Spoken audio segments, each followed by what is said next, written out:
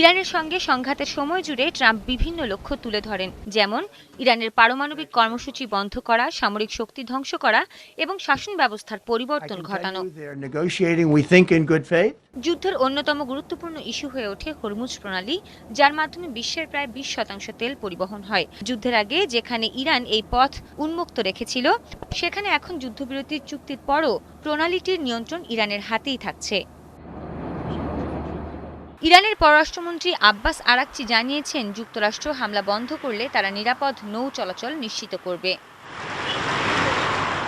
বিশেষজ্ঞরা মনে করছেন, এই পরিস্থিতি ইরানকে আরও শক্তিশালী অবস্থানে নিয়ে গেছে এবং ভবিষ্যতে তারা এই নিয়ন্ত্রণকে নিজেদের স্বার্থে ব্যবহার করতে পারবে।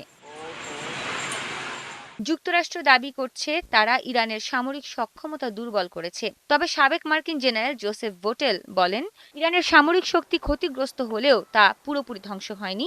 তিনি উল্লেখ করেন, ইরান এখনও নিয়মিতভাবে হামলা চালাতে সক্ষম, যা প্রমাণ করে তাদের সামরিক সক্ষমতা পুরোপুরি ভেঙে পড়েনি।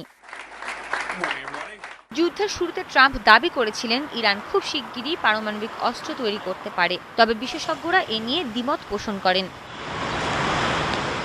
চুক্তিতে ইরান পারমাণবিক অস্ত্র তৈরি না করার কথা বললেও তা তাদের আগের অবস্থানেরই পুনরাবৃত্তি।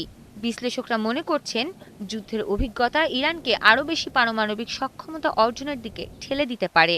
ট্রাম্প দাবি করেছেন, ইরানে পূর্ণ শাসন পরিবর্তন হয়েছে, তবে বাস্তবে একই কাঠামো বহাল রয়েছে, শুধু নেতৃত্বে কিছু পরিবর্তন এসেছে। সাবেক মার্কিন কর্মকর্তা ড্যানিয়েল বেনাইম বলেন, নেতৃত্বে পরিবর্তন এলেও নীতিতে বড় কোনো পরিবর্তনের লক্ষণ নেই, বরং আরও কট্টরপন্থীরা এখন ইরানের নেতৃত্বে। সৃষ্টি ঘটক, ৭১।